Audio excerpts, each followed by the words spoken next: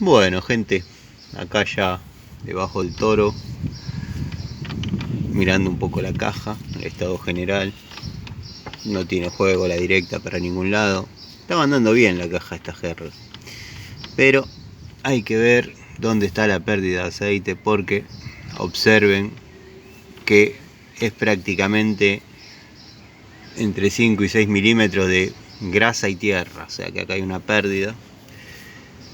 Muy probablemente también esté en la bancada del motor, así que lo tendría que mirar. Esto desde ya que hay que lavarlo todo.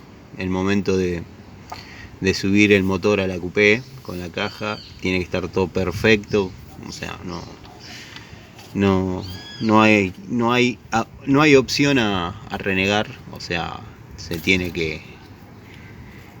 lo tengo que dejar perfecto y bueno, una vez que está ok, subirlo en la coupé y que la coupé salga andando por sus propios medios, nada que haya que revisar después ni nada, tiene que quedar lista. Así que bueno, nada, acá ya que estamos haciendo un poco de toma de contacto, llave Kricker Ruhlmann, una de mis favoritas, la verdad que se nota la tecnología europea, con tubos Bremen, que verdaderamente a mí me han dado un resultado bárbaro. Mango de fuerza, robust. También estoy probando un Ruhlmann, van muy bien, son llaves que van muy bien, con un prolongador también de la marca Robust.